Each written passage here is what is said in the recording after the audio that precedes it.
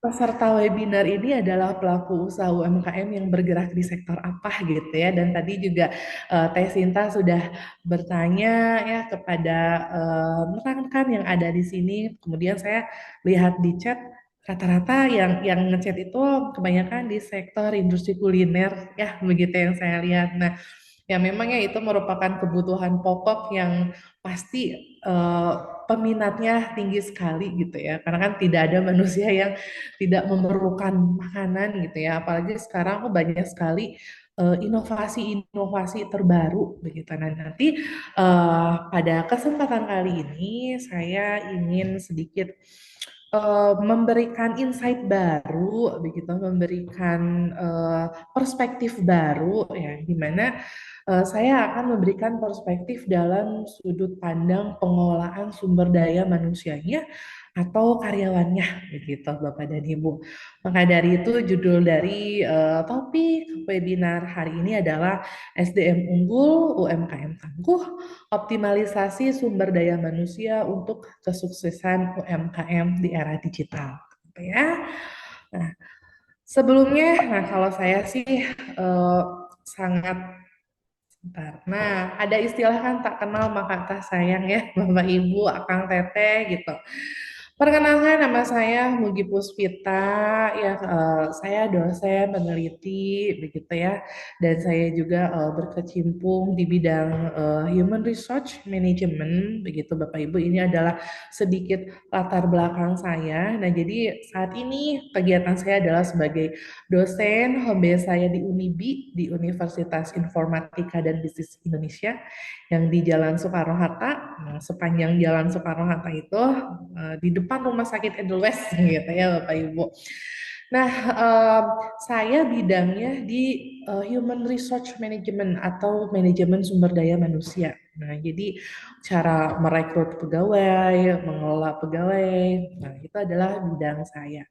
Nah, yang ada di slide yang Bapak Ibu bisa lihat di sini, ini adalah beberapa buku yang sudah saya tulis, begitu Bapak Ibu, terkait dengan manajemen, khususnya manajemen sumber daya manusia. Nah, jadi dari beberapa buku ini saya sedikit merangkum lah gitu ya untuk hari ini yang akan saya sharing kepada Bapak dan Ibu, mudah-mudahan bermanfaat gitu. Nanti kalau misalnya di akhir sesi ada diskusi, mangga kita saling berdiskusi gitu ya Bapak dan Ibu. Oke, Bapak dan Ibu. Nah, yang pertama, nah saya, aduh ini agak sinyalnya ya, sebentar. Hmm. Nah, maaf. Ini adalah, nah, sedikit intermezzo atau mukadimah begitu ya mengenai gambaran atau kontribusi UMKM bagi ekonomi Indonesia gitu ya. Nah, ternyata UMKM ini ya kontribusinya, nah, ya, 60,5% ya kontribusi UMKM ini dapat meningkatkan PDB pendapatan nasional di Indonesia gitu. Jadi lebih dari 50% pendapatan Indonesia itu berasal dari UMKM gitu Bapak Ibu. Nah, di sini kita bisa lihat ya, omset terbesarnya itu ada pada usaha mikro. Nah, mungkin salah satu atau beberapa usahanya ada usaha Bapak Ibu yang ada di sini, Akang Teteh yang ada di sini, begitu ya. Ternyata usaha Bapak Ibu, nah ini adalah bagian dari eh, manfaatnya untuk meningkatkan pendapatan nasional, gitu ya. Nah, kemudian, nah kita partisipasi UMKM nah, dalam masuk rantai nilai global itu totalnya 4,1% Bapak dan Ibu. Nah, yang paling menarik adalah ya dengan peluang yang besar sekali ya pertumbuhan UMKM di Indonesia. Kalau kita melihat dalam perspektif manajemen sumber daya manusia, ya semakin banyak atau semakin bertumbuhnya, semakin menjamurnya UMKM di Indonesia, itu secara langsung semakin besar membuka lapangan pekerjaan, gitu. Maka dari itu saya selalu sampaikan kepada anak-anak muda ya, apalagi anak-anak muda Gen Z saat ini. Nah, saya selalu memotivasi anak-anak muda itu untuk bukalah lapangan pekerjaan gitu ya. Jadi bercita-citanya bukan hanya sekedar ingin mencari kerja ketika nanti setelah lulus kuliah atau lulus sekolah gitu. Tapi bukalah lapangan pekerjaan gitu. Salah satunya yang mendirikan UMKM ini. Nah, jadi saya sangat senang sekali, saya merasa sangat bangga sekali hari ini bisa bertemu dengan Bapak Ibu pelaku UMKM karena Bapak dan Ibu Akang Teteh pelaku UMKM ini adalah mungkin salah satu yang membuka lapangan pekerjaan ya bagi penduduk Indonesia begitu. Walaupun misalnya saya baru punya pegawainya 5 Bu atau baru 3 misalnya ya. Sekecil apapun ya kontribusi kita itu patut kita apresiasi Bapak dan Ibu gitu ya. Justru saya sangat merasa senang sekali gitu ya dan bangga sekali apabila ada anak-anak muda atau masyarakat Indonesia yang ingin berani mencoba membuka usaha. Gitu ya. Karena apa? Karena ketika kita membuka usaha itu pasti akan ada resiko gitu ya. Jadi katanya, kalau misalnya bikin usaha mah enak katanya ya. Bekerjanya tidak terikat waktu, tidak 8 to 5, tidak Monday to Friday gitu ya. Bisa work life balance kalau kata anak-anak muda zaman sekarang. Itu kalau misalnya kita lihat yang enak-enaknya gitu ya.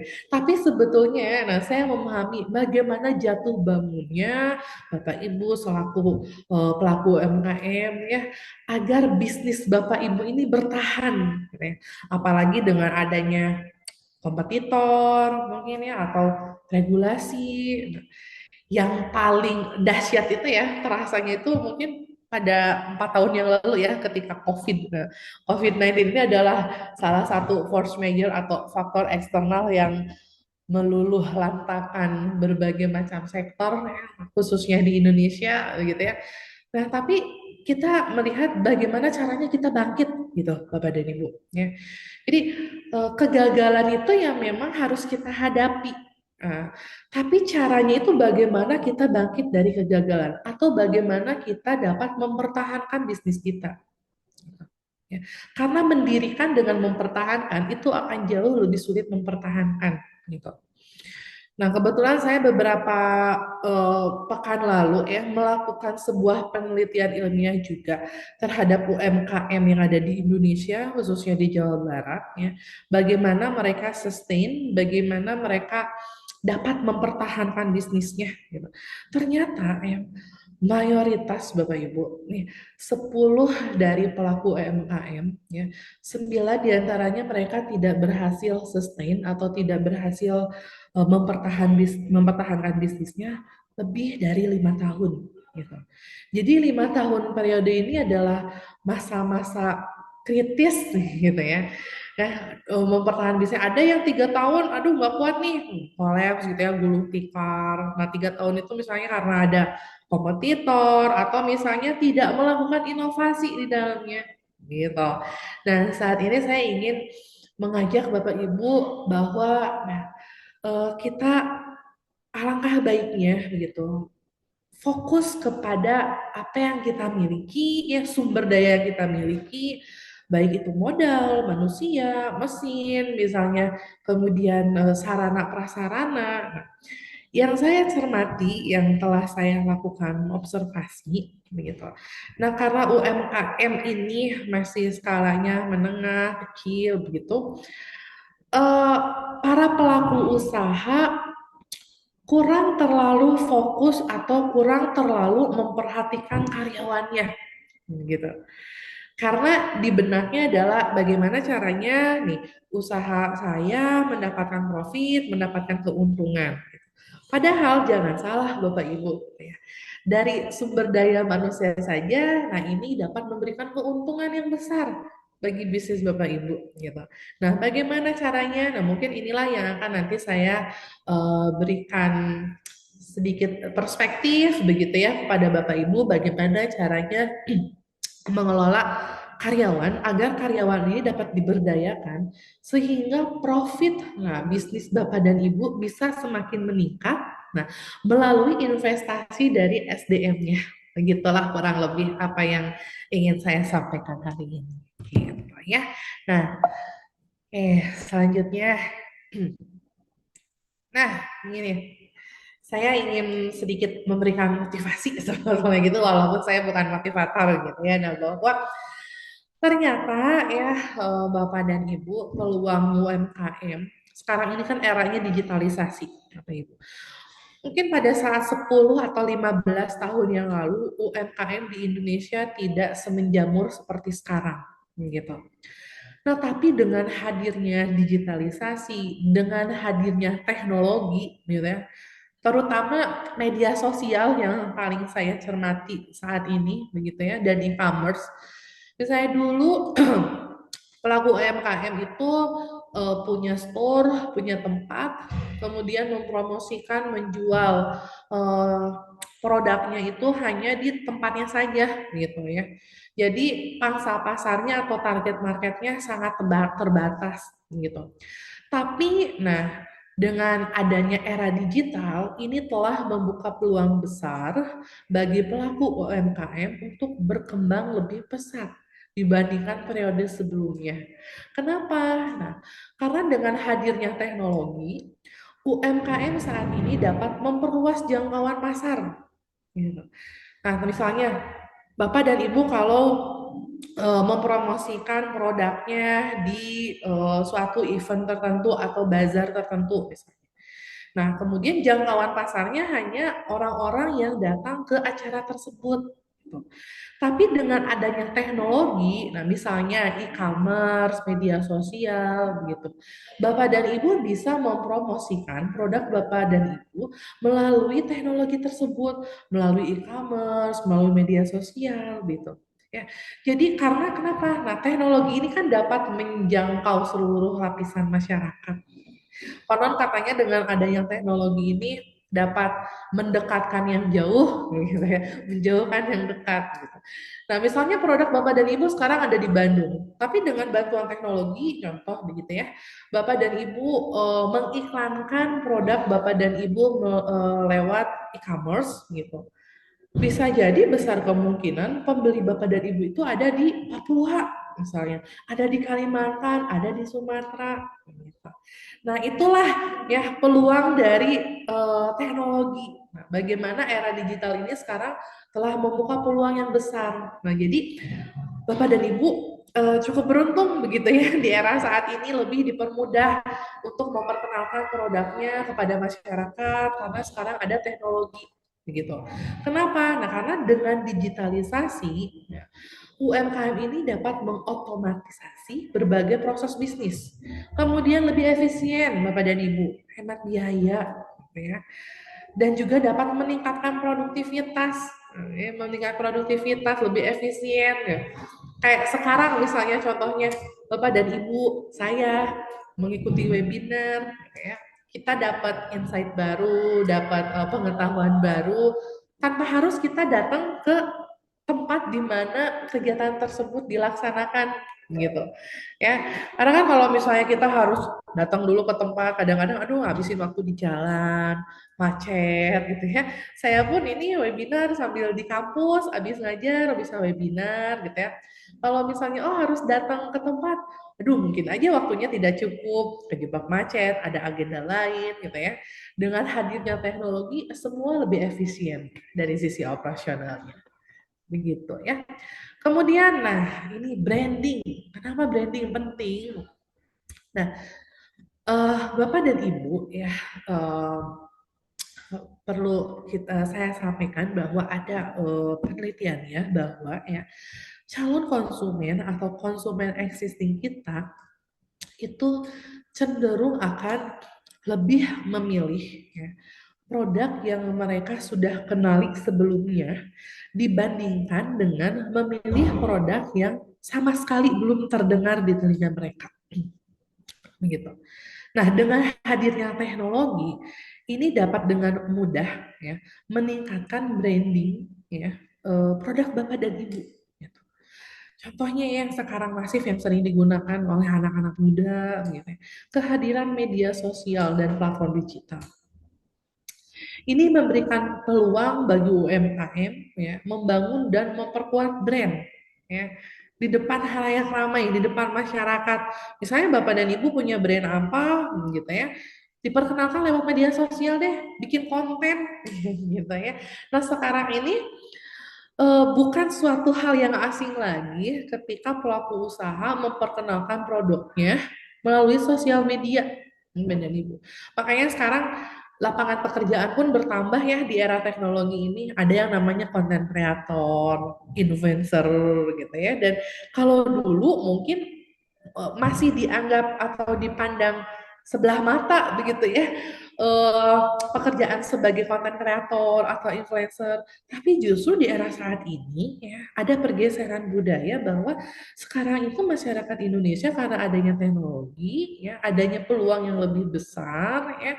Nah, mereka mencari peluang atau pekerjaan ya, mencari pundi-pundi rupiah itu lewat teknologi.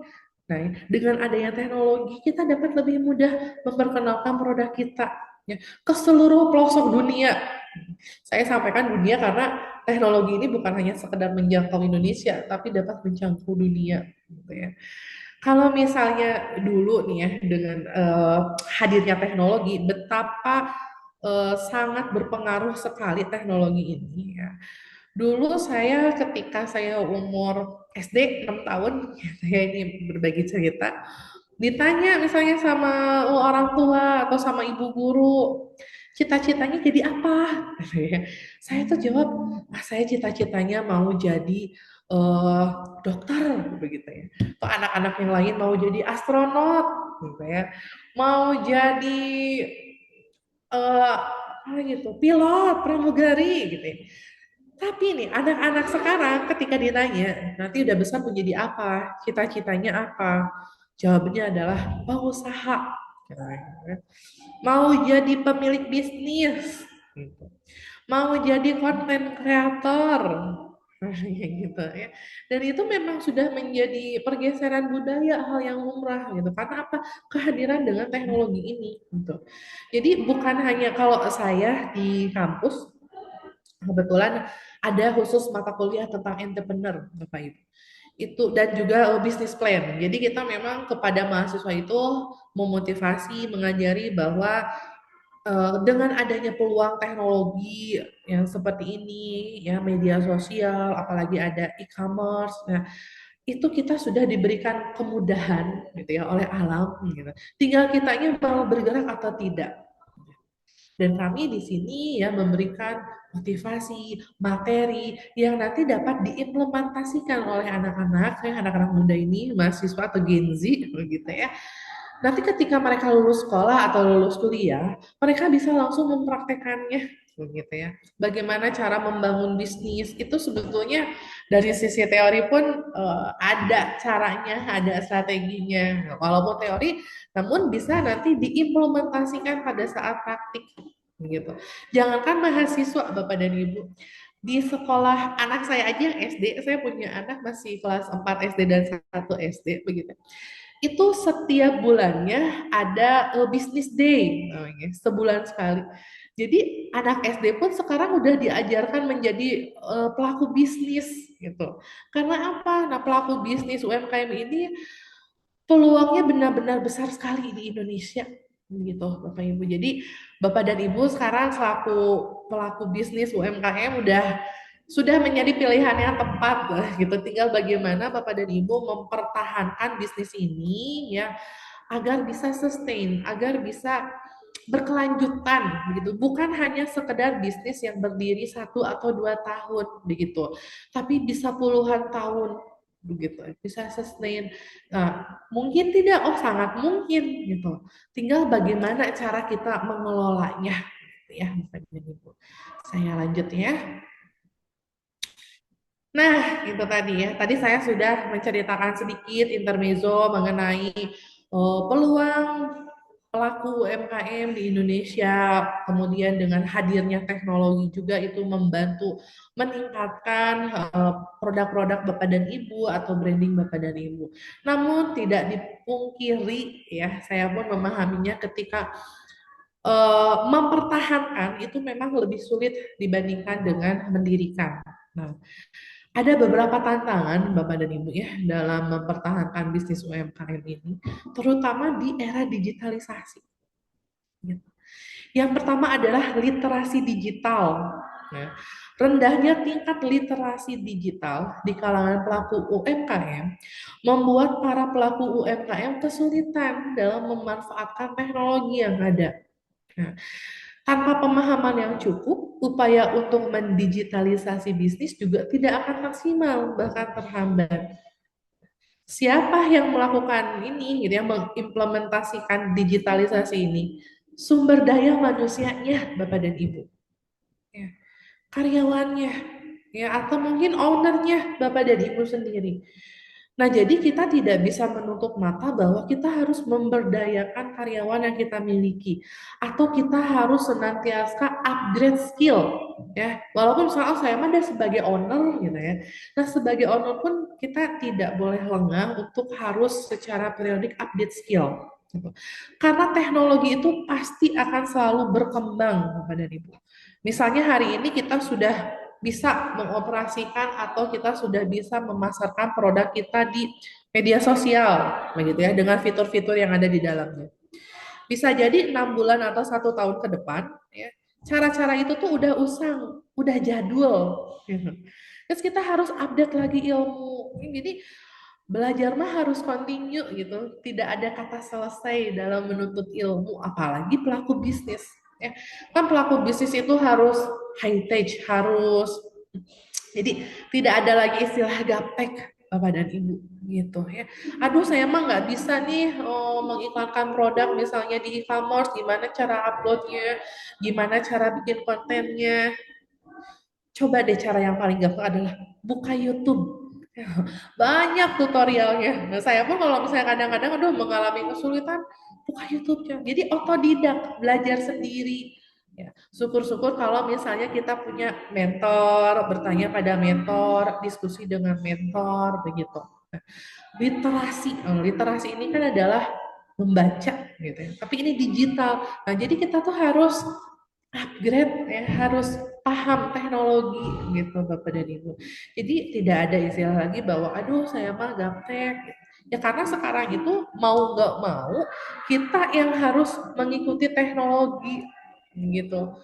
Mungkin bukan mungkin ya, saya ingat sekali 1 tahun atau 2 tahun ke belakang banyak sekali para pelaku UMKM di Tanah Abang ya, mereka itu mengalami penurunan profit yang sangat luar biasa gitu ya.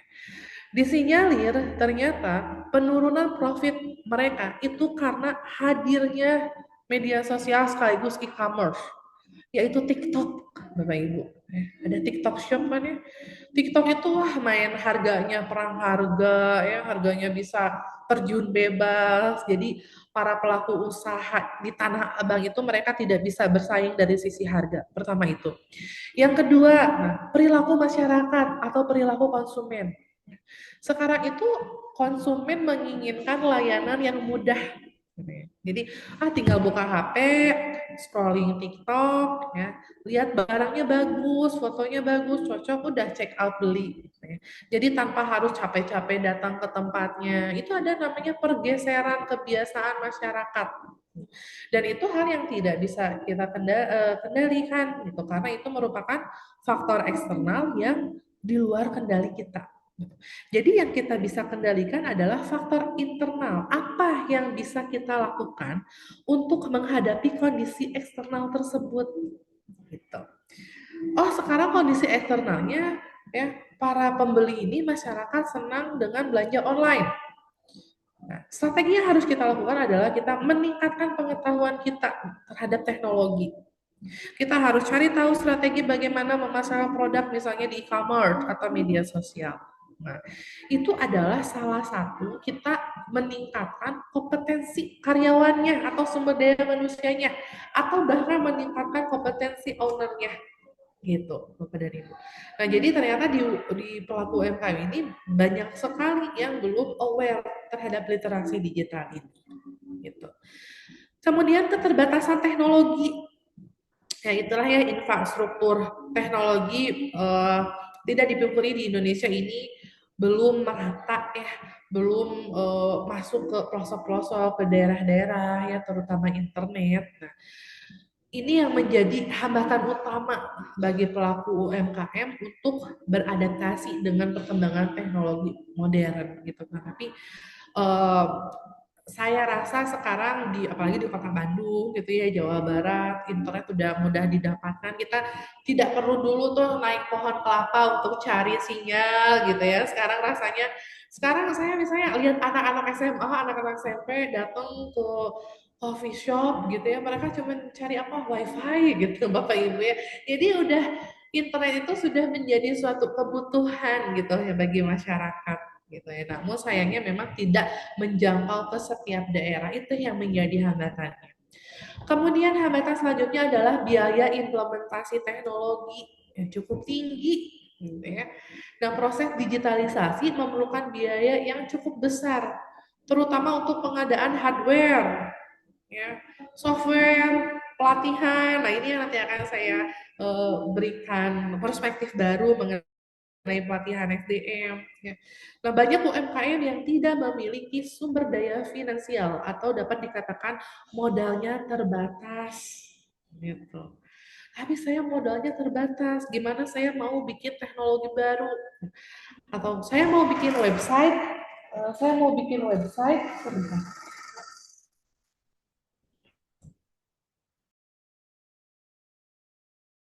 Kak, lanjut ya. Hmm. Sinta boleh break dulu 5 menit? Baik, Ibu boleh. Kalian Ah, juga. iya, punten Bapak dan Ibu, saya minta izin waktunya 5 menit saja, saya mau dengar dulu dipanggil. Punten misalnya, nanti saya kembali lagi 5 menit. Baik, Ibu.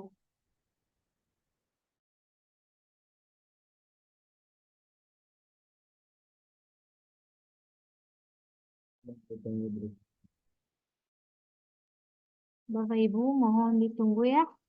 Kita akan break dulu 5 menit. Kalian nunggu narasumber kita ya.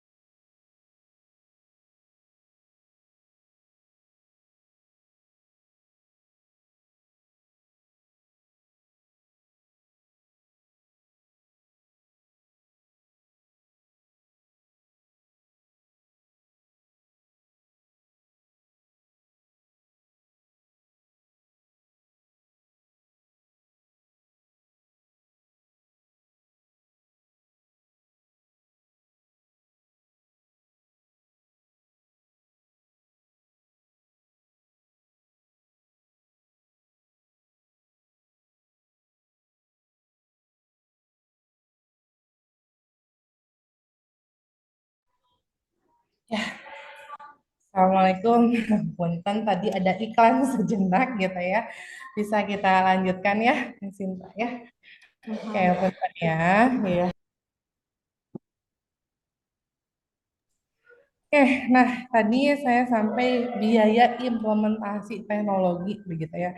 Nah, memang ini pun sangat menjadi kendala yang besar bagi pelaku UMKM terkait dengan modal gitu ya. Nah, banyak sekali pelaku usaha yang, aduh saya nggak punya modal banyak nih. Bagaimana saya bisa membuat website begitu? Sementara membuat website itu butuh modal, butuh bayar, butuh beli software, butuh beli hardware, begitu ya. Nah, inilah yang nanti akan saya bagaimana caranya nih, strateginya apa begitu ya. Saya izin next slide.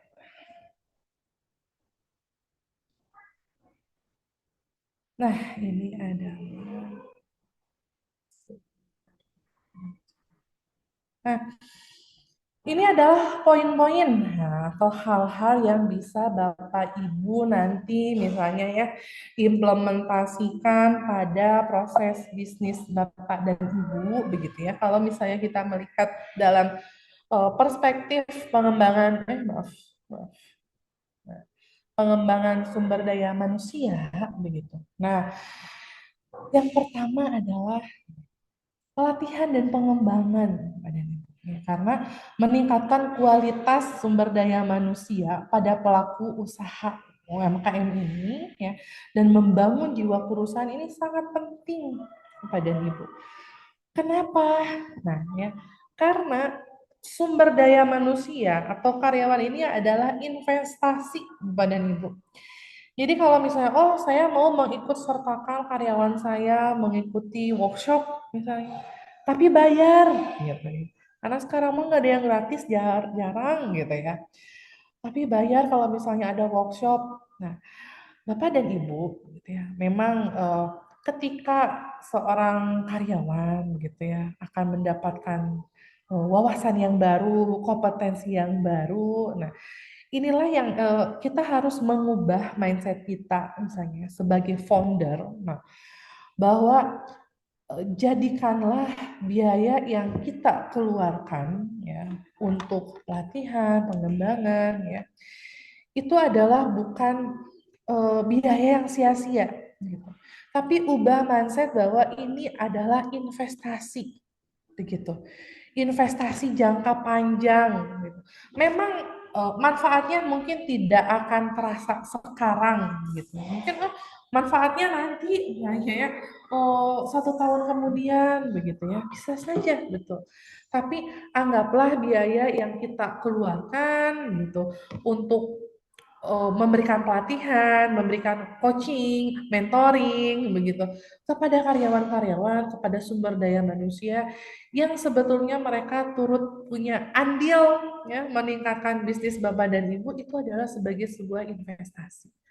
Tapi Bu gitu ya, pertanyaan suka banyak ada yang bertanya, gimana caranya nih kalau misalnya karyawan tersebut sudah saya eh, berikan kesempatan untuk mengikuti workshop, saya yang bayar, misalnya gitu ya.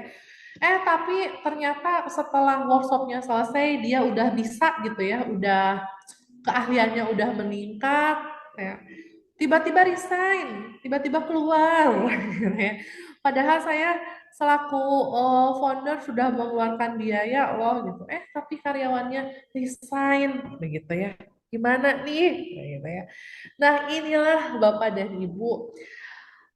Makanya kalau misalnya ada sistem kontrak, begitu ya. Misalnya ada karyawan kontrak selama 1 tahun, misalnya.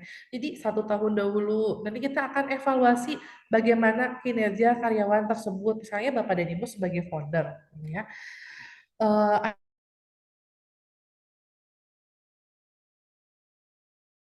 ada karya ketika masuk kayak ketika di tempat Bapak Ibu itu masih belum bisa apa-apa, gitu ya. Terus kan Bapak Ibu latih, Bapak Ibu kasih mentoring, coaching, apa namanya, pelatihan-pelatihan sedikit lah gitu ya, oleh Bapak dan Ibu. Itu kan sebetulnya sudah menjadi eh, sesuatu hal yang besar sekali ya dari karyawan itu mendapatkan ilmu yang baru, tapi dikasih gratis gitu oleh Bapak Ibu. Padahal Bapak Ibu sudah mengeluarkan waktu, tenaga begitu ya untuk melatih karyawan baru ini. Gitu. Eh, tiba-tiba pas sudah bisa, ya, pas sudah bisa sendiri, ngerjain bisa sendiri, tiba-tiba keluar. Gimana caranya? Strateginya bagaimana? Nah, sebenarnya saya juga melihat di chat nih ada langsung pertanyaan menarik gitu ya nanti pada saat saya jawab nanti saya pun akan mencoba untuk eh, memberikan insight atau wawasan dari pertanyaan-pertanyaan yang muncul ya dari Bapak dan Ibu. Nah, memang mengelola karyawan ya selaku sumber daya manusia ini memang tidak dipungkiri Bapak Ibu. Tantangannya itu sulit begitu. Sulit tapi bukan berarti tidak bisa gitu. Jadi butuh strategi-strategi yang tepat, butuh pendekatan. Kenapa? Karena kan mengatur manusia gitu ya, yang karakternya berbeda, ya cara berpikirnya berbeda dengan kita, itu pasti memerlukan suatu hal, memerlukan proses gitu ya, merupakan pendekatan bagaimana karakter karyawan kita, begitulah. Nah, ini yang ada di slide ini adalah sebetulnya banyak sekali ya faktor-faktor yang mempengaruhi bagaimana meningkatkan kemampuan atau kompetensi sumber daya manusia atau karyawan ini. Nah, namun ini adalah yang saya rangkum ya dari teori, begitu ya, dari beberapa teori. Kalau di SDM itu ada teori namanya pakar namanya Dessler gitu ya, yang biasa menulis buku sumber daya manusia, bagaimana meningkatkan kompetensi sumber daya manusia, gitu ya.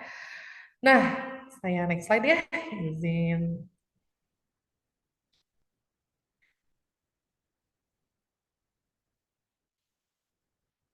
Maaf. Nah, ini ya, tadi pelatihan dan pengembangan Bapak dan Ibu ya. Kenapa perlu dilakukan pelatihan? Kenapa perlu dilakukan pengembangan? Karena sebetulnya key personnya atau kuncinya itu ada pada sumber daya manusianya, ada pada karyawannya. Kenapa? Karena karyawan ini adalah ujung tombaknya. Ya. Bapak dan Ibu, ya, inovasi. Nah, ini. Inovasi adalah syarat yang mutlak harus dilakukan oleh seluruh pelaku bisnis, baik di sektor manapun, gitu ya. Faktor kunci inovasi mah, gitu ya. Kenapa kalau misalnya suatu brand atau suatu produk tidak melakukan inovasi, ya harus siap-siap tergantikan oleh teknologi, mungkin harus siap-siap hadirnya kompetitor, misalnya ada kompetitor yang lebih. Misalnya ada Bapak Ibu yang tadi saya lihat ada yang produknya basreng misalnya ya. Ada basreng, rasa kan sekarang mah berbagai macam rasa gitu ya, rasa keju, ya pedas, asin, manis tuh ada gitu ya.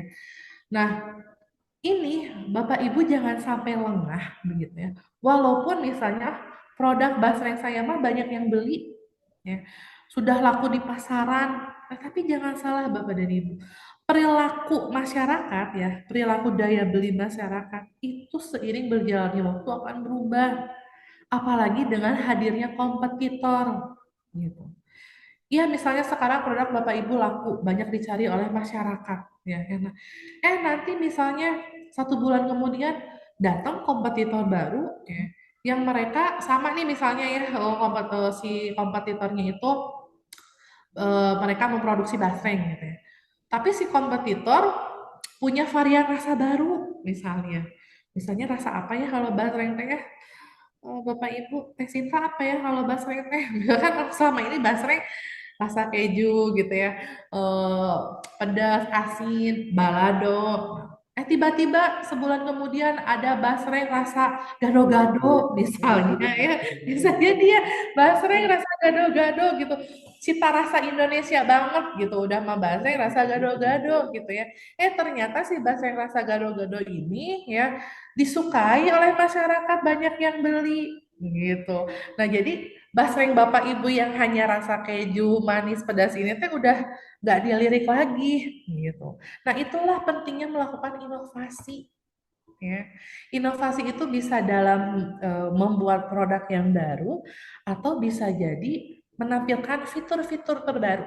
Fitur itu ya tadi ada rasa ya, layanannya, packagingnya itu termasuk inovasi. Jadi jangan berpikir bahwa inovasi itu adalah sesuatu hal yang besar gitu ya, misalnya menciptakan produk baru, enggak gitu ya. Hanya sekedar membuat rasa yang baru ya, atau dari packagingnya, bungkusnya, itu termasuk ke dalam inovasi Bapak dan Ibu. Ya. Kayak teh botol sosro contohnya. Ya. Teh botol sosro itu udah ada dari zaman 80-an. Rasanya sampai sekarang ya rasa teh aja nggak berubah gitu. Paling ada rasa varian yang less sugar gitu ya. Tapi orisinalnya adalah rasa teh. Yang berbeda adalah packagingnya, dari waktu ke waktu itu berbeda.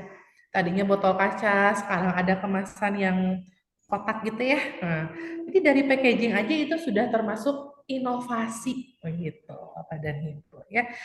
Nah, eh, owner atau founder atau karyawan tidak mungkin bisa melakukan inovasi tanpa memiliki skill dan pengetahuan. Gitu. Skill dan pengetahuan ini didapat dari mana? Dilatih, dikembangkan, gitu. Ya. Karena pengetahuan ini ibarat pisau, Bapak Ibu. Pisau itu kan kalau misalnya nggak diasah, pintul ya, tumpul gitu ya kan pisau itu. Begitupun ilmu pengetahuan. Ilmu pengetahuan ya tidak dikembangkan, tidak diasah, itu kita akan lupa gitu ya.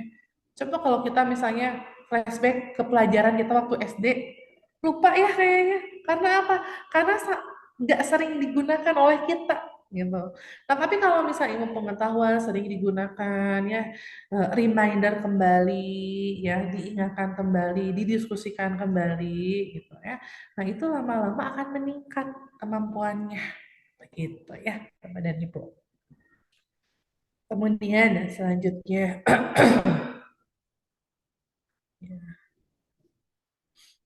nah ya, ini peran teknologi Bapak dan Ibu dalam UMKM.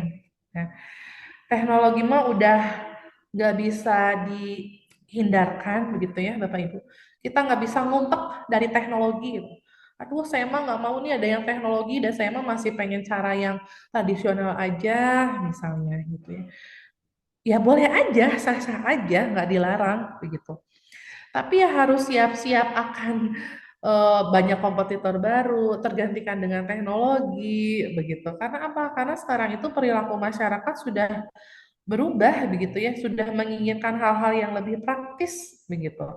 Nah, jadi saya mengajak Bapak dan Ibu mulai mengimplementasikan teknologi di berbagai proses produksi misalnya atau pemasaran, begitu ya.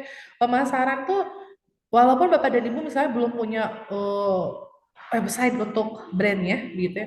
Tapi kan sekarang itu sudah dimudahkan dengan hadirnya platform e-commerce ya, kemudian media sosial itu kan kalau untuk mau daftar nggak berbayar ya kalau setahu saya, kecuali kalau kita mau promosi baru ada biaya advertisingnya begitu ya, walaupun biayanya juga mungkin tidak setinggi seperti kita misalnya buka toko offline begitu ya. Nah, karena apa?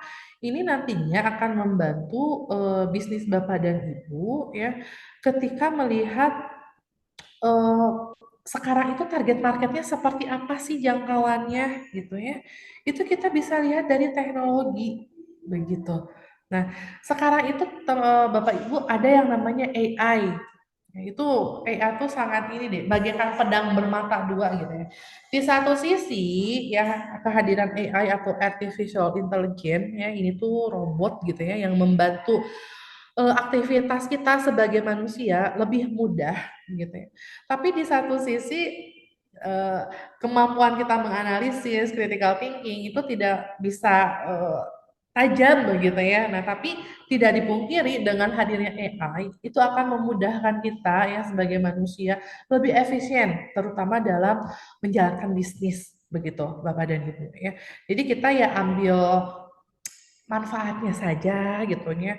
Yang buruk-buruknya, yang negatifnya ya udah nggak usah gitu. Tapi kan ini dengan hadirnya artificial intelligence memberikan eh, beberapa manfaat khususnya bagi pelaku bisnis begitu. Nah, supaya nggak bosen, ya izin saya mau ini ada menampilkan video ya. Saya nggak tahu nih, Teh Sinta boleh diinfokan ya apakah suaranya terdengar atau tidak begitu ya. Boleh, Ibu? Sebentar. Terdengar, Ibu? Dengar ya? Iya. Terdengar?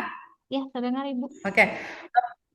Oke, terima kasih. Jadi Bapak dan Ibu, saya mengajak Bapak dan Ibu untuk menyimak sedikit video supaya nggak bosen dengan suara saya terus ya. Jadi di video ini ada contoh aplikasi AI, Artificial Intelligence, nah ya, yang mungkin saja bisa diimplementasikan pada bisnis Bapak dan Ibu gitu ya. Seperti apa dan apa saja, mangga disimak dulu videonya.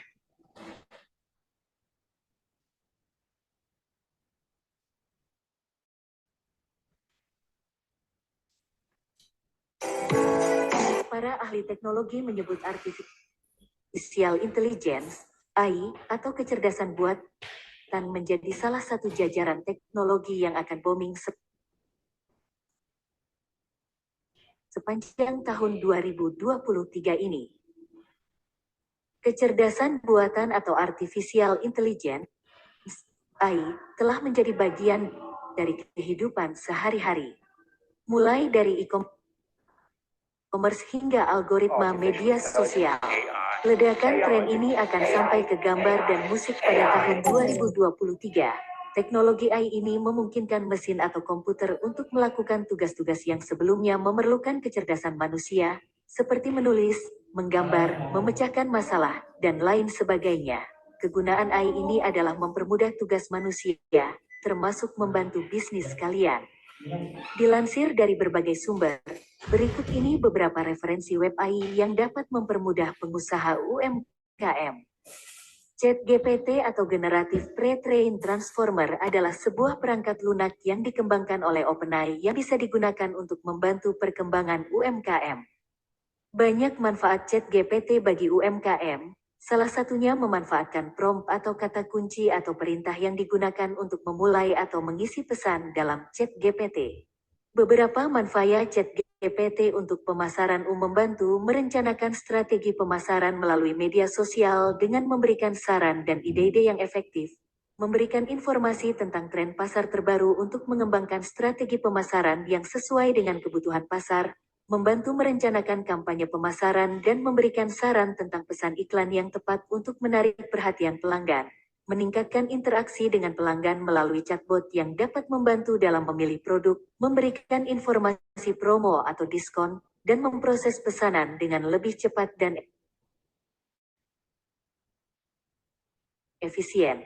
Membantu menganalisis data tentang perilaku pelanggan, tren penjualan, dan informasi lainnya untuk merencanakan strategi pemasaran yang lebih efektif. DALL-E adalah aplikasi yang dikembangkan oleh OpenAI yang menggunakan teknologi AI untuk menghasilkan gambar-gambar yang realistis dan unik.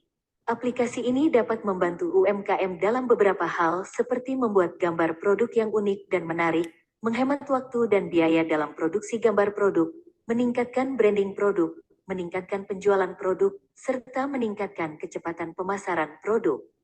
Dengan menggunakan aplikasi DALL-E, UMKM dapat membuat gambar produk yang unik, menarik, dan profesional sehingga membantu mereka tampil lebih baik di pasar dan meningkatkan peluang sukses mereka.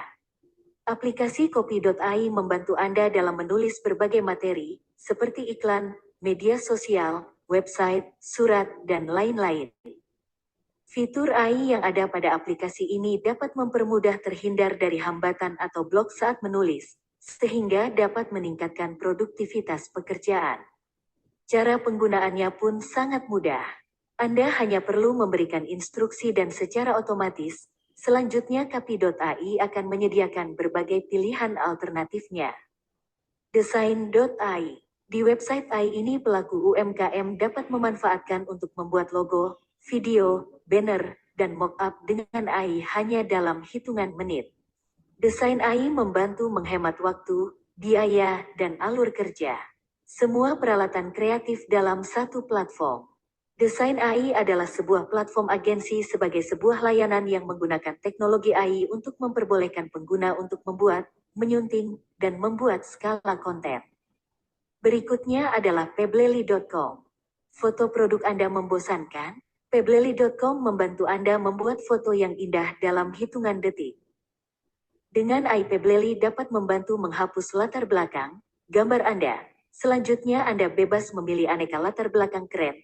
Platform ini sangat berguna bagi pemilik usaha kecil, agensi kreatif, dan desainer buat foto secara instan dalam pengaturan apapun untuk mood board, mockup, postingan media sosial, iklan, dan lain sebagainya. Demikian beberapa contoh AI yang bisa dimanfaatkan oleh UMKM. Ada begitu banyak pilihan AI yang bisa dimanfaatkan UMKM. Pemanfaatan teknologi AI oleh bisnis UMKM dapat memberikan berbagai manfaat dan keuntungan, mulai dari manfaat pemasaran hingga meningkatkan produktivitas dan efisiensi bisnis yang berdampak pada pendapatan.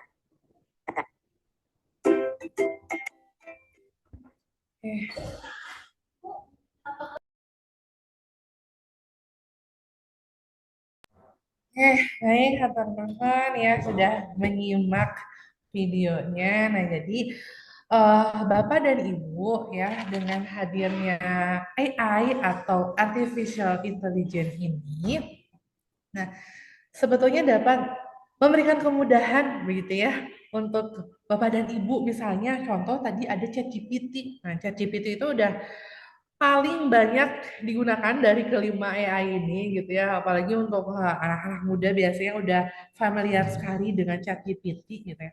Tapi ya dengan catatan tidak membuat karya ilmiah menggunakan ChatGPT gitu ya. Tapi kalau misalnya untuk konten begitu ya, sekarang mah lebih mudah gitu dengan adanya teknologi Bapak dan Ibu.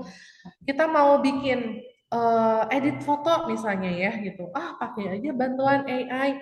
Misalnya kalau Bapak Ibu sering buka media sosial, TikTok misalnya ya, untuk mempromosikan produknya, itu kan di TikTok itu sudah ada fitur-fitur untuk editing fotonya, kemudian ada suara robot gitu ya. Nah, itu tuh dari AI gitu, dari si artificial intelligence gitu, dari robot. Saya pernah nonton salah satu apa nih video ya di TikTok. Saya juga kadang-kadang buka TikTok juga ya. Jadi sekarang mah udah bukan suatu hal yang aneh gitu ya menggunakan media sosial gitu. Saya jujur aja gitu, saya tuh mungkin 3 tahun yang lalu gitu, ketika TikTok baru pertama hadir gitu ya di Indonesia, saya sempat underestimate Bapak Ibu ya gitu. Ih, ngapain punya akun TikTok ya. Isinya cuma joget-joget gitu ya. Nggak jelas gitu. Ngapain? Saya tuh ya sempat loh saya tuh underestimate. Ngapain buat TikTok mah nggak ada manfaatnya gitu ya. Tapi ternyata Bapak Ibu jangan salah. Setelah itu saya pernah beberapa waktu lalu ya ikut webinar juga seperti ini. Judulnya tuh cara sukses berjualan di TikTok, TikTok Shop. Ternyata Bapak dan Ibu ya, TikTok ini adalah ya, media sosial yang paling banyak diakses oleh penduduk Indonesia. Jadi bukan Facebook, bukan Instagram, ya. Jadi ada masanya gitu. Mungkin dulu Facebook, Instagram. Sekarang tuh yang lagi berjaya TikTok. TikTok tuh berjaya sekali. Saya berpikir gitu ya saat itu, apa sih yang menjadi kelebihan TikTok dibandingkan dengan media sosial lainnya? Gitu. Ternyata di TikTok itu banyak sekali akun-akunnya gitu ya. Bukan hanya orang-orang yang berbagi cerita. Kalau misalnya kita sebutlah Twitter gitu ya, Twitter itu adalah akun-akun bagi orang yang suka cerita, ngetik gitu ya. Kalau Instagram yang berbagi tentang kegiatan sehari-hari gitu. Nah, TikTok ini ternyata banyak pelaku usaha yang mempromosikan produknya lewat TikTok. Kenapa? Karena lebih familiar, terus lebih eye catching, ada soundnya, ada editing videonya, layanannya lebih mudah diakses gitu oleh pelaku usaha. Kita tinggal modal video, editingnya pun ada di aplikasinya si TikTok. Saya pun pernah coba gitu ya. Kemudian kalau misalnya kita mau ngomong apa gitu, tapi kita nggak mau pakai suara kita sendiri, ada suara si aplikasinya. Nah itu tuh namanya AI, si artificial intelligence. Ada narasinya, misalnya eh, cobain seblak rasa gado-gado misalnya gitu ya. Gambarnya sih gambar kita gitu ya, produknya produk kita, tapi suaranya kayak suara robot, tapi narasinya kata-katanya dari kita gitu. Nah itu kan namanya artificial intelligence gitu ya. Nah kalau misalnya Bapak Ibu, aduh saya ketika mau mempromosikan produk saya bingung buat narasinya, narasi tab, saya bingung buat deskripsi produknya gitu ya. Gimana caranya membuat kata-kata yang bisa mempengaruhi calon konsumen untuk membeli produk kita gitu ya. Nah, pergunakanlah bantuan si artificial intelligence ini. Misalnya ChatGPT tadi misalnya. Bapak Ibu tinggal ketik gitu. eh, Membuat deskripsi produk seblak langsung muncul yang menariknya, tinggal di edit-edit sama Bapak Ibu sesuai dengan gaya Bapak Ibu gitu. Jadi kita pun nggak bisa menutup diri gitu ya dengan hadirnya teknologi ini. Nah, tapi satu aja ya, kan kendalinya ada di kita as a human gitu ya, sebagai sumber daya manusia, sebagai karyawan. Nah, kita harus memahami bahwa mana hal-hal yang memang bisa kita implementasikan dari teknologi tersebut dan mana hal yang sebaiknya kita tidak implementasikan dari teknologi tersebut. Itulah pentingnya kenapa si sumber daya manusia ini, karyawan ini harus senantiasa secara kontinu di-upgrade skill-nya gitu, kemampuannya. Dan teknologi mah pasti berkembang. Kalau kita tidak upgrade skill, ya kita akan kalah dengan teknologi gitu, Bapak dan Ibu ya.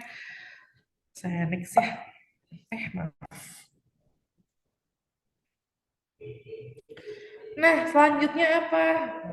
Membangun budaya kewirausahaan. Saya mengaku ada salah satu mata kuliah juga yang namanya ada etika bisnis, ada bisnis plan, entrepreneur gitu. Itu adalah salah satu cara untuk menjadi wirausaha itu adalah hal yang lumrah, yang membanggakan dan harus dijadikan sebuah budaya. Budaya itu adalah kebiasaan gitu. Nah, inilah yang harus ditanamkan kepada anggota karyawan kita, atau co-founder misalnya ya.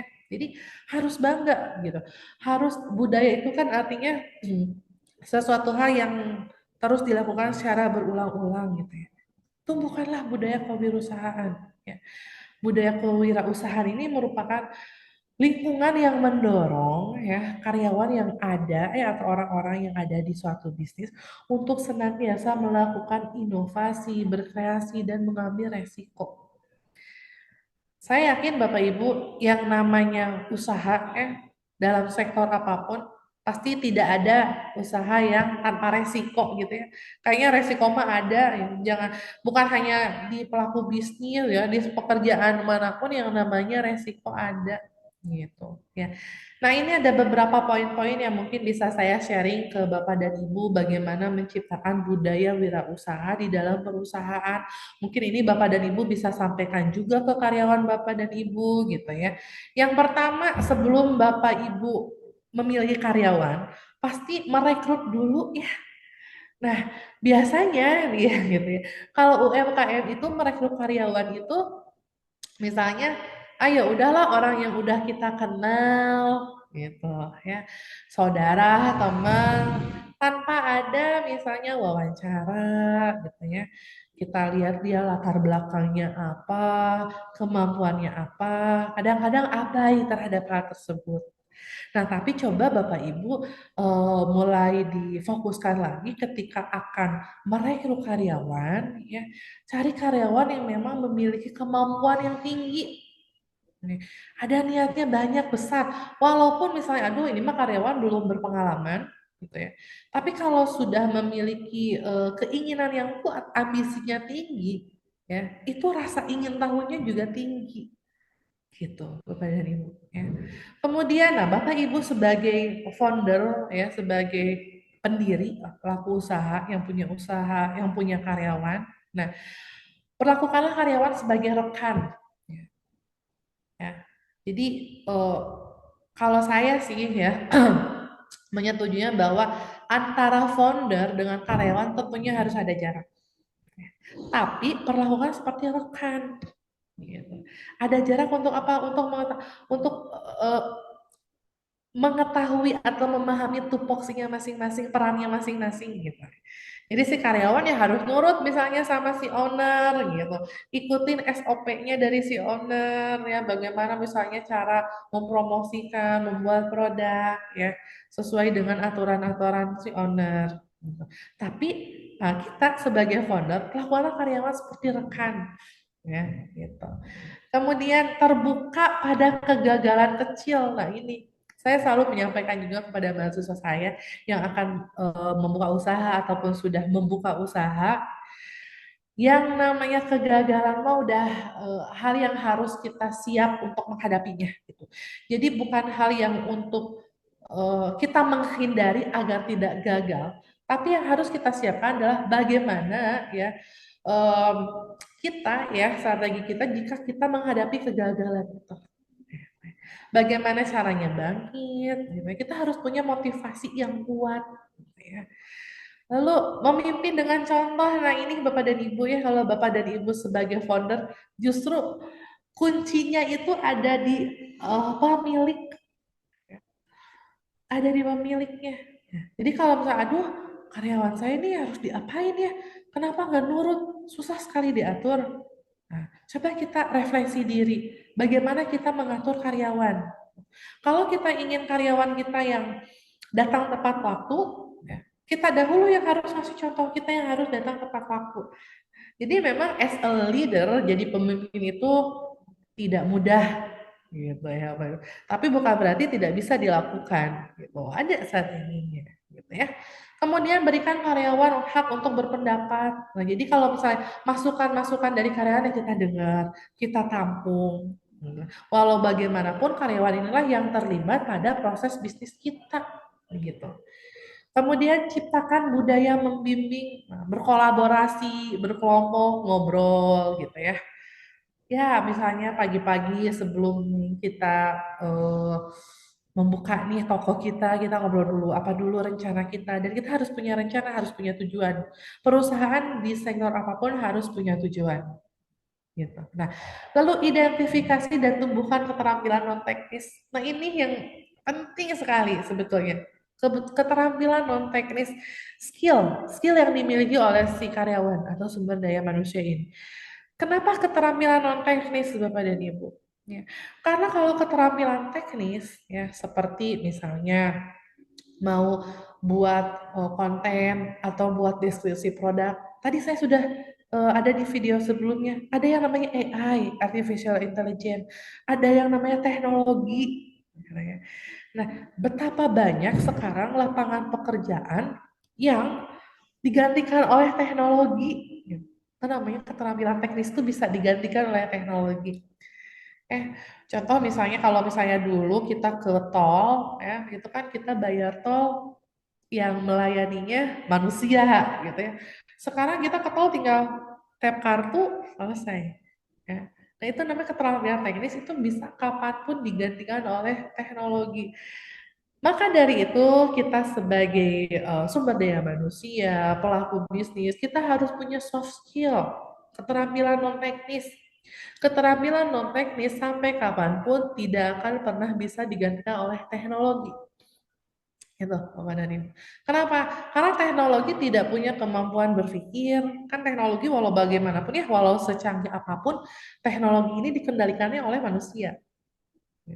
Teknologi tidak punya rasa empati, tidak punya rasa ini apa namanya tuh kasih sayang begitu, simpati nggak punya, tapi kita punya soft skill bagaimana cara mendekati karyawan kita. Oh kalau misalnya karyawannya keras kepala, nah kita deketinlah heart to heart gitu. Ya, jadi nggak yang teknis banget gitu Bapak Ibu. Ya. Kemudian yang terakhir, nah, buatlah karyawan memiliki inisiatif yang tinggi dan menyelesaikan masalahnya sendiri. Jadi, kasih kesempatan kepada mereka, sok silahkan berinovasi. Selagi tidak keluar dari koridornya gitu ya, selagi tidak menyalahi aturan gitu ya. Sok selesaikan ketika misalnya, di bulan ini ada penurunan profit, gimana cara menyelesaikannya? Kita berikan kesempatan bagaimana mereka menyelesaikan masalah. Ya gitu, Bapak dan Ibu. Masih ada waktunya, Teh?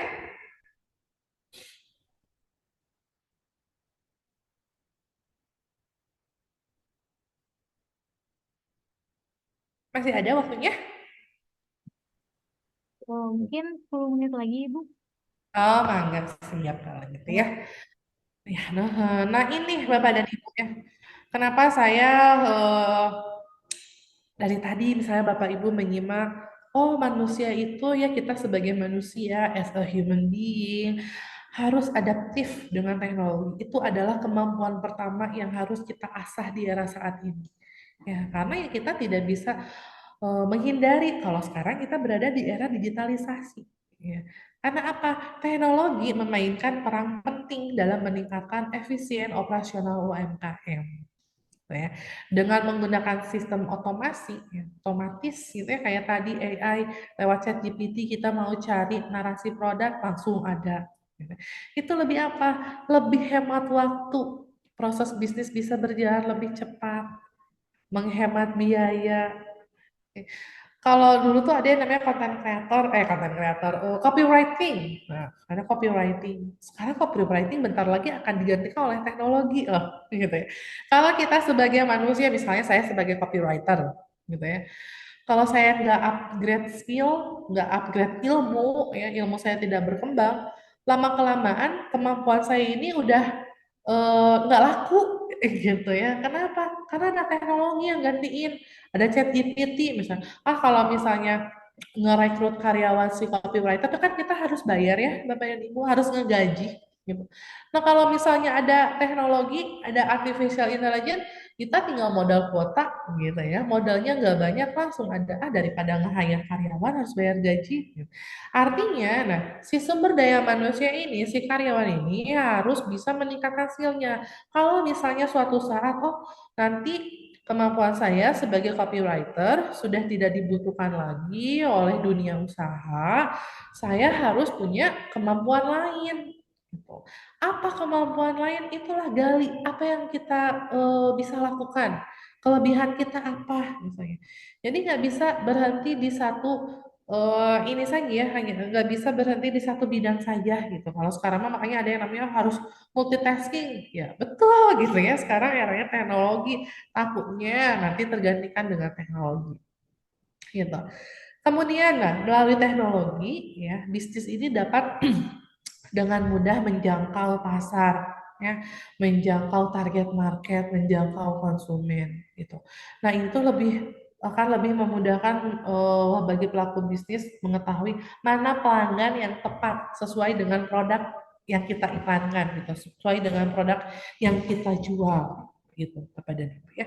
Kemudian inovasi. Nah, ini inovasi produk dan layanan ya.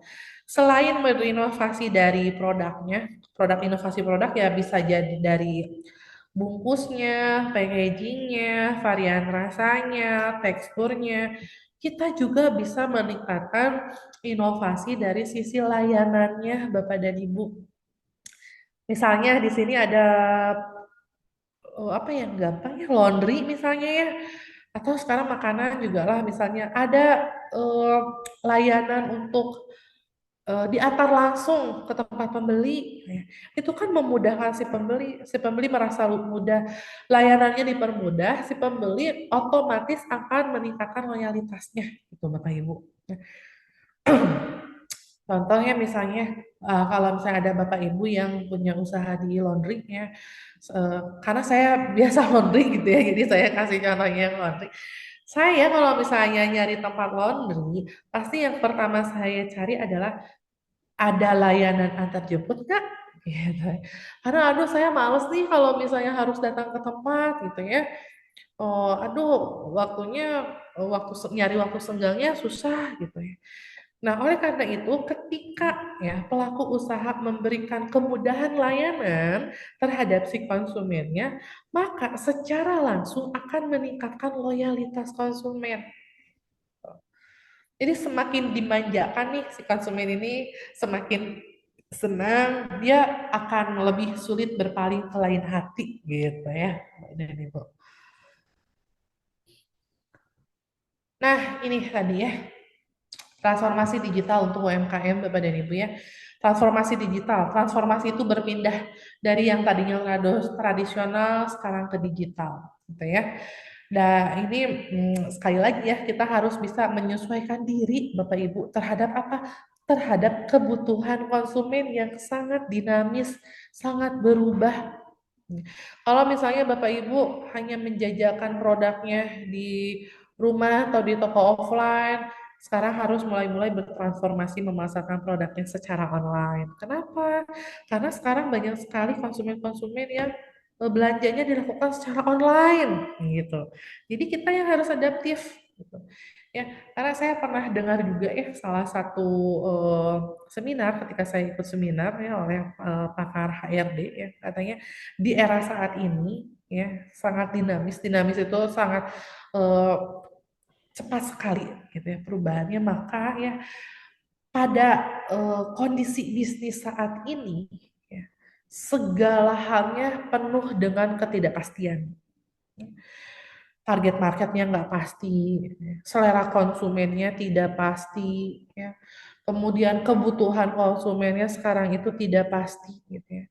Jadi kondisi bisnis saat ini dipenuhi dengan ketidakpastian. Tapi yang pasti itu hanyalah perubahan, Bapak dan Ibu. Jadi udah pasti akan berubah, nggak bisa dihindari, gitu.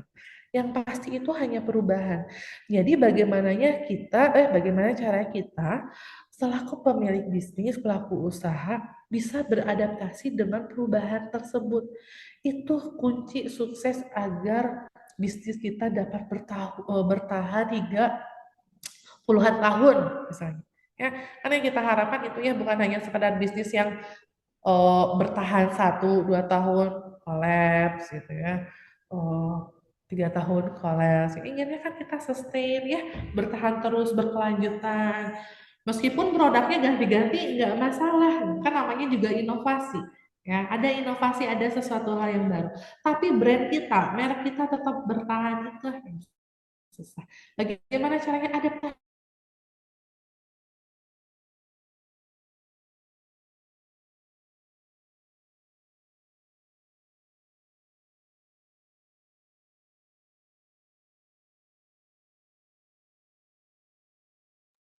Izin Ibu untuk suaranya nggak ada.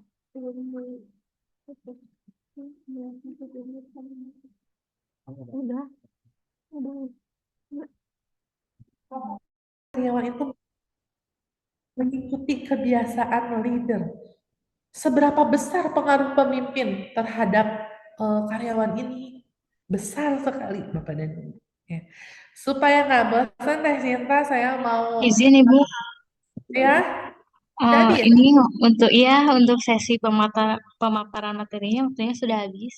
Oh iya, ini memang slide terakhir kok. Ah, Slide oh, terakhir. Boleh lanjut. ditampilkan dulu videonya. Boleh boleh Ibu. Udah slide terakhir, pas berarti ya.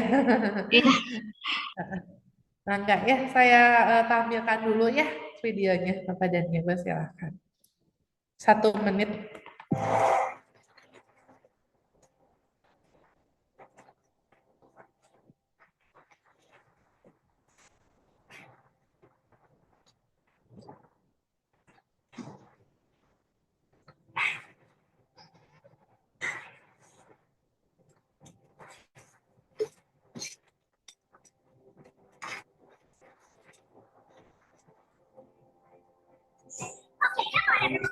You know what time it's done. Move it, move it, move it. Hey, you there, pick up the pace. You're falling behind.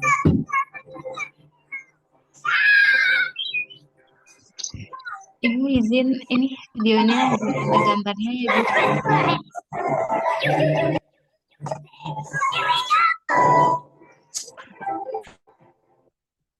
Kenapa, Teh? Ini tadi Kenapa? gambarnya nggak muncul Ibu. Oh, kalau sekarang muncul nggak? Muncul Ibu. Sudah. Enggak. Maaf, maaf. Kenapa jadi ke sini? Pencet.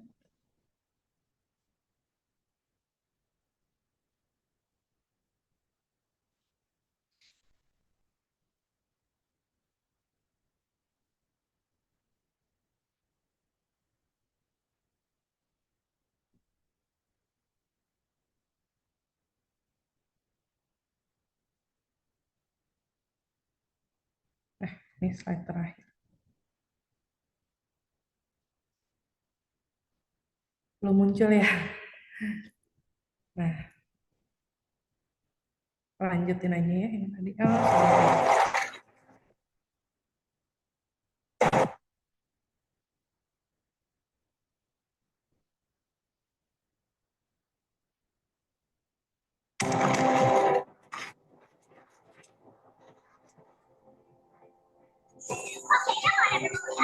You know what time it's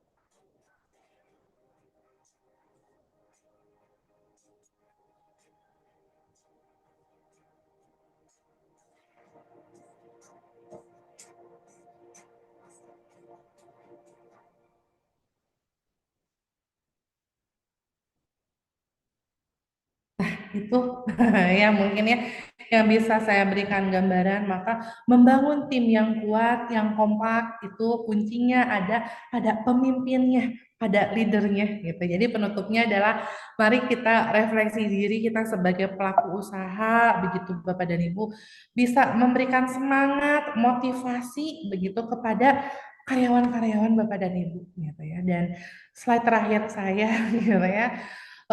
Terima kasih Bapak dan Ibu yang telah menyimak, mendengarkan apa yang saya sampaikan.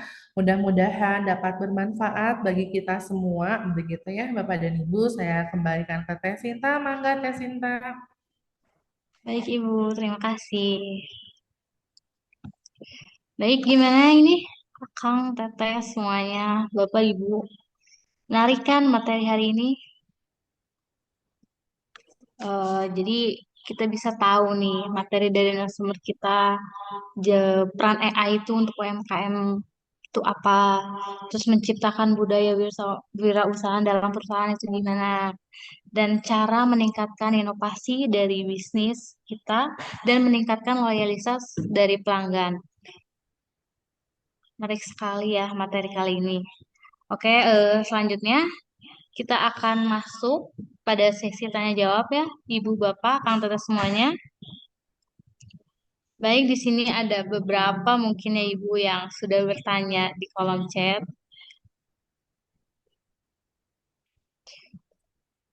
Boleh ini Teh Noviani Eka Mustika, boleh atau mau langsung saja nih bicara, bertanya gitu, sharing bersama narasumber kita? Boleh, silakan mangga kita sharing session aja ya. Ya, Mudah-mudahan saya bisa memberikan perspektif yang baru terhadap Bapak Ibu begitu ya, terutama terkait dalam pengelolaan karyawan gitu ataupun mungkin dalam bisnis Bapak Ibu selaku founder, pelaku usaha begitu. boleh. Teh Noviani mau melakukan sesi tanya jawab langsung gitu bersama narasumber kita.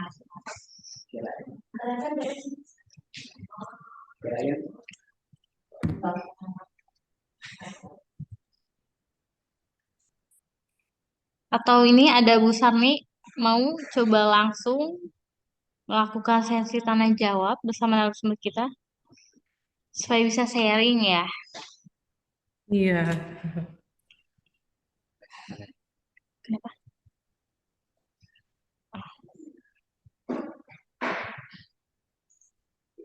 Kayak mungkin saya bacakan dulu ya Ibu.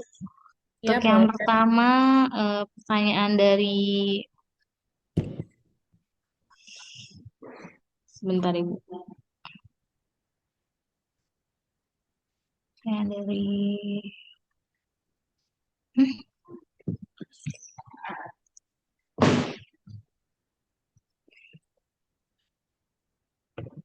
oh, bentar Kak.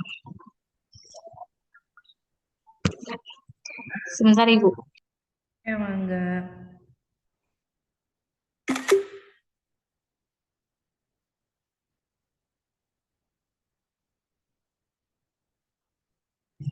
Baik Ibu, ini ada pertanyaan dari Teh Noviani ya. Ya, Eh,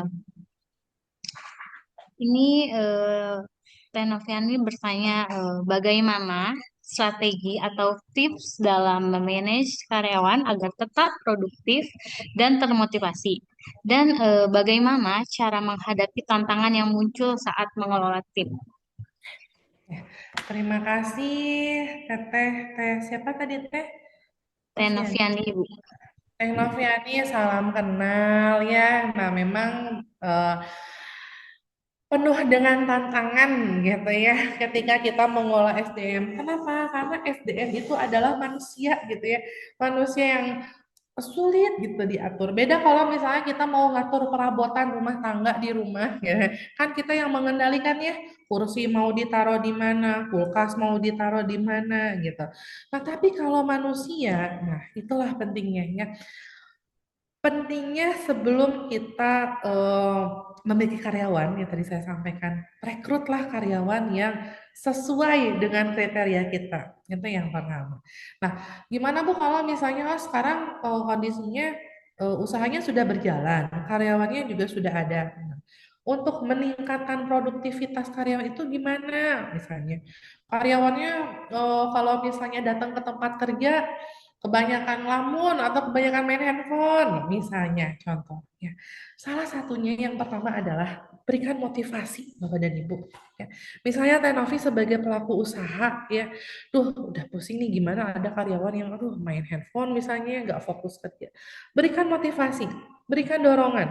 Gimana caranya? Kasih tahu kalau misalnya eh si karyawan A tersebut gitu ya diberikan pendekatannya. Kalau misalnya nanti achieve target ya, target penjualnya tercapai misalnya, nanti akan ada bonus misalnya ya.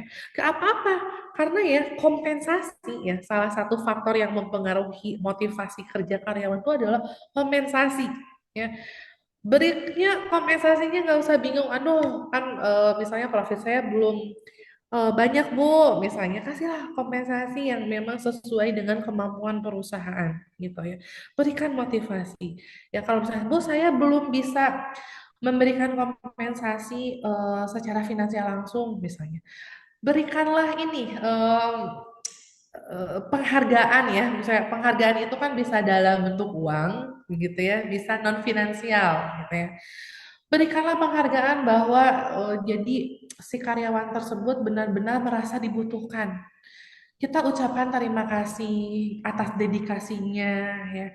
Jadi karyawan tersebut mengetahui bahwa kinerja karyawannya ini meningkat, dibutuhkan, sangat berkontribusi terhadap kemajuan usaha. Ya. Jadi kuncinya adalah dari saya. Yang pertama, berikan dulu motivasi. Ya. Motivasi finansial ataupun non finansial. Ini.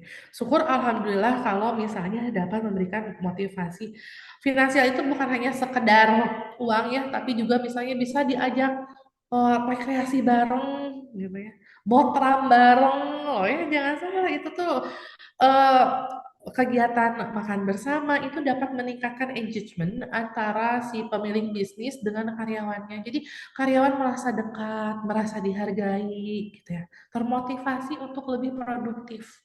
Ya. Nah, sekarang misalnya pertanyaannya, gimana kalau misalnya sudah diberikan motivasi, dikasih fasilitas, dikasih gaji, kompensasi, gitu ya. Tapi tetap nggak achieve target, nggak produktif, gitu ya. Nah, itu. Berikan apa coba Bapak Ibu? Punishment. Jangan segan-segan berikan punishment terhadap karyawan. Ya. Berikanlah punishment. Nggak ada salahnya ketika kita sudah memberikan motivasi kepada karyawan, ketika kita sudah merasa memberikan apa yang menjadi haknya, ya. Namun karyawan tersebut ternyata tidak produktif, ya, tidak achieve target, berikan punishment, ya. Berikan ya punishment ya, berikan sanksi begitu ya, misalnya. Kalau misalnya tidak achieve target, akan contohnya dipotong gaji atau misalnya nanti dipotong uang makan. Tapi, nah, kalau misalnya achieve target, targetnya tercapai, nanti bisa ada bonus tahunan misalnya. Jadi ada do and don'ts begitu Bapak Ibu. Kalau misalnya produktif, apa yang eh, hak apa yang karyawan bisa miliki gitu ya, yang diberikan ke karyawan. Tapi kalau misalnya karyawan tersebut tidak produktif, gitu ya, ada punishment-nya begitu. Jadi sejalan antara do and don'ts-nya begitu Bapak dan Ibu. Mungkin itu dari saya. Baik, Teh Novianti, apa pertanyaan tadi cukup terjawab?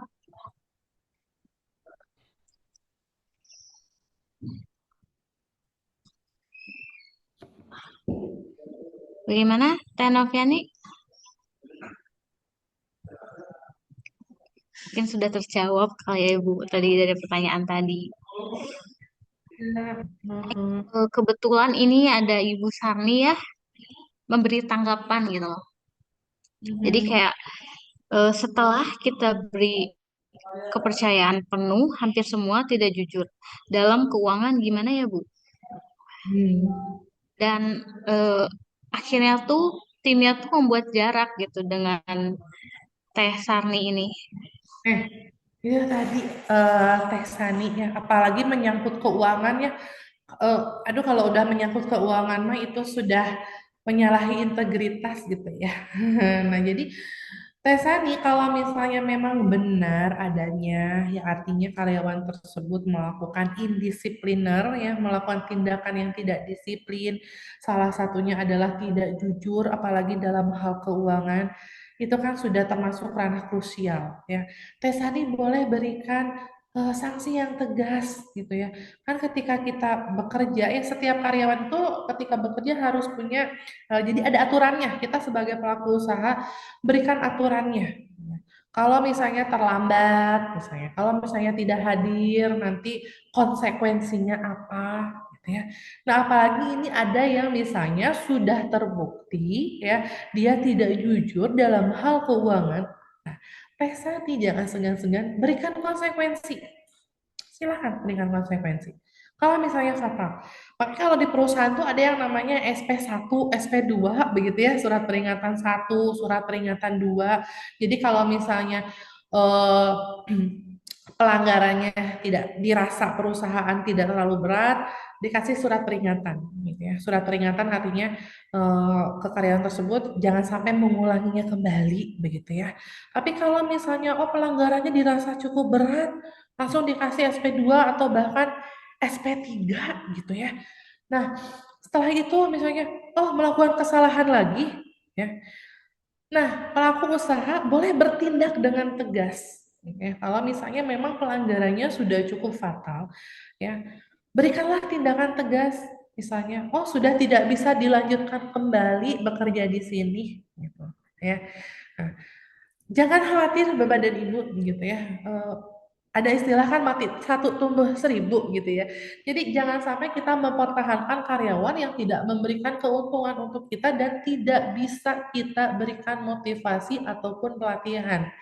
Ya, justru jadi kan karyawan tuh sama ya bagaikan pedang bermata dua gitu. Kita harus cermat gitu ya dalam mengelola karyawan ini. Ya. Nah kalau di perusahaan ya kenapa ada SP1, SP2, SP3 bahkan yang paling fatal ada PHK misalnya itu ketika perusahaan sudah dirasa melakukan tindakan ya atau pelanggaran yang sudah tidak bisa ditolerir lagi gitu. Jadi berikanlah tindakan tegas ya yang menurut Mbak Sani eh, punishment apa yang dirasa dapat memberikan efek jerak kepada karyawan tersebut. Begitu jawaban dari saya Mbak Teh Sani. Mudah-mudahan bisa memberikan insight yang baru.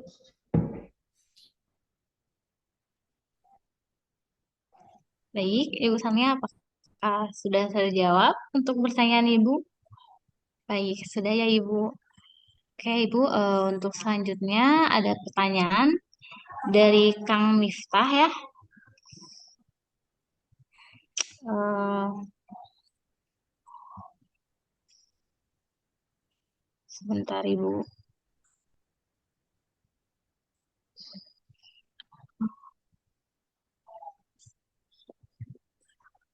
Asa susah, asa susah. Ini udah dari sini aja udah dapat.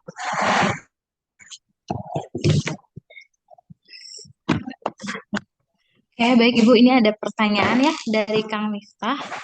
Izin bertanya, berkenalan dengan AI ini kan sangat banyak sekali memudahkan kita dalam beberapa sektor. Nah, apakah dengan adanya AI ini juga dapat menurunkan esensi manusia dalam berpikir, kemudian kekritisan seseorang tidak menjamin lagi? Ya, ya, betul. Saya sampaikan ini tuh bagaikan pedang bermata dua AI ini ya. Di satu sisi memberikan kemudahan, kita lebih efisien, hemat biaya. Tapi di satu sisi akan ya menurunkan kemampuan critical thinking kita sebagai manusia gitu. Saya pun pernah memberikan satu kuliah khusus selama 2 jam setengah itu membicarakan bagaimana kontribusi AI terhadap aktivitas manusia gitu ya.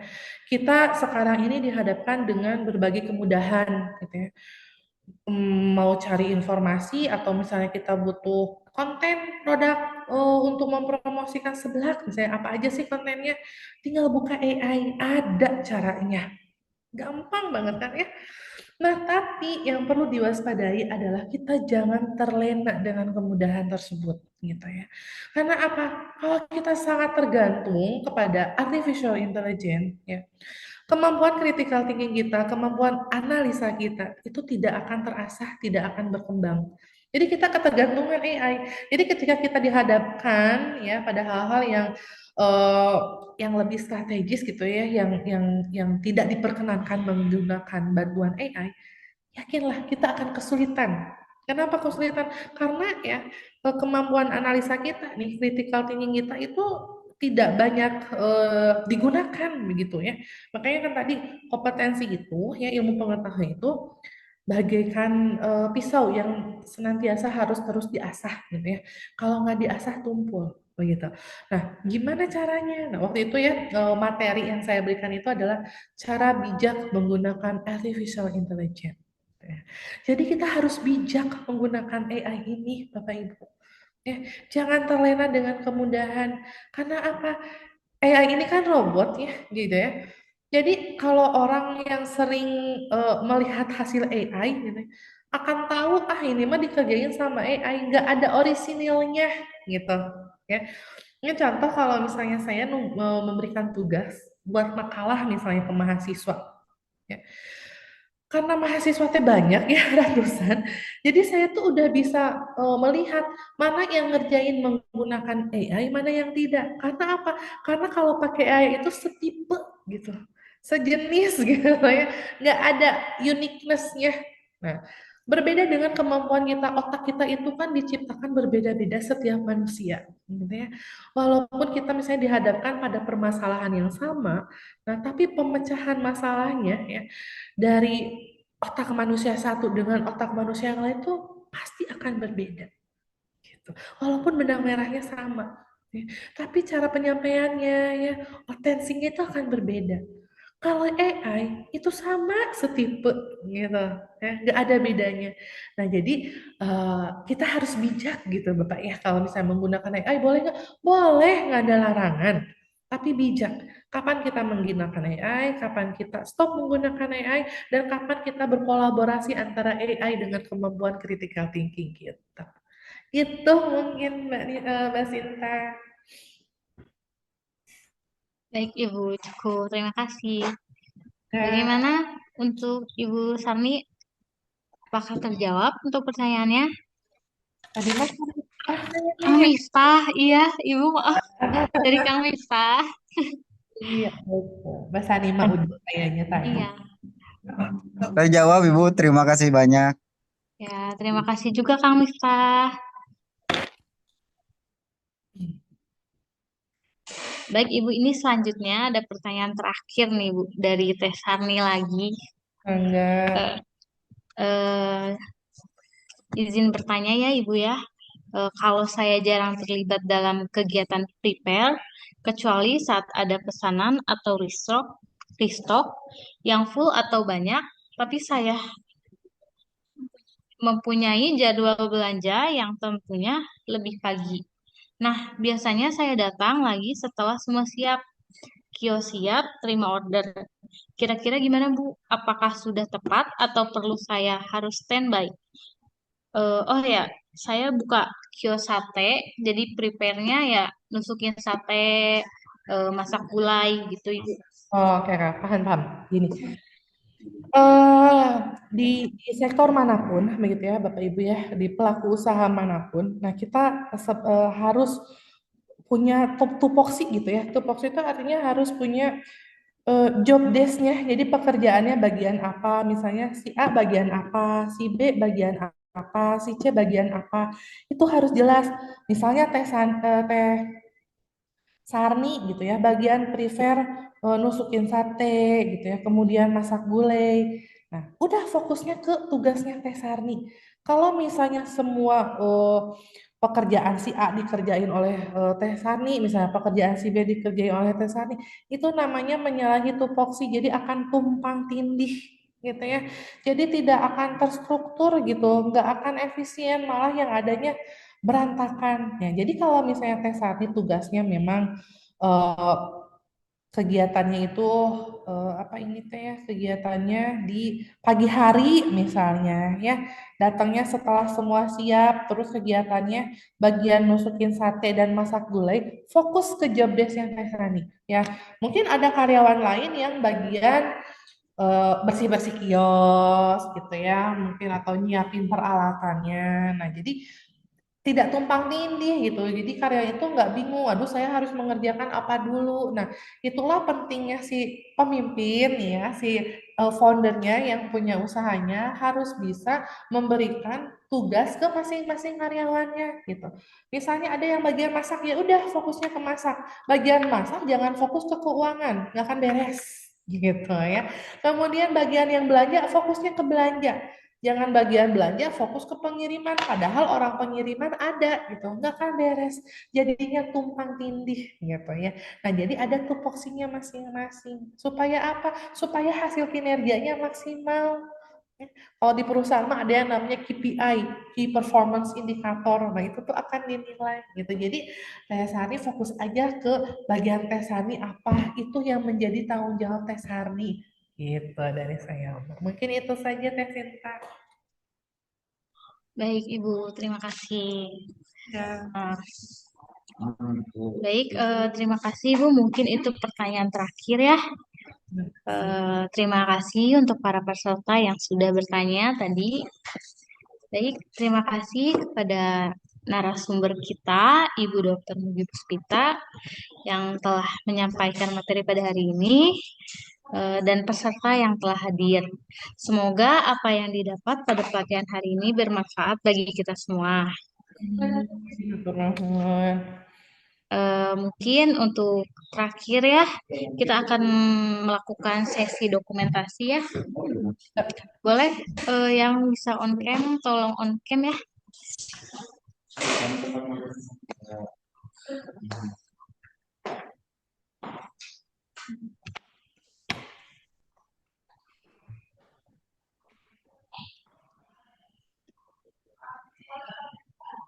Ayo kita mulai ya. Satu, dua,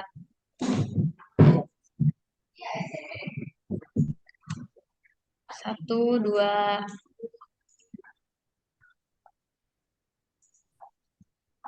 Oke, sudah, Ibu. Ya, mangga Baik, Ibu. kapan-kapannya. Ya, Ya, terima kasih, Ibu, sudah maka dari meluangkan itu waktu. semoga ya usahanya semakin sukses. Amin, amin, amin. Semoga ya, Ibu ya. Terima Ya, kasih, Ibu, sudah meluangkan waktu pada hari ini. sama kami. Ya, udah ya, ya izin ya, Liv ya. Baik, para peserta diperbolehkan untuk live. Terima kasih, Kak.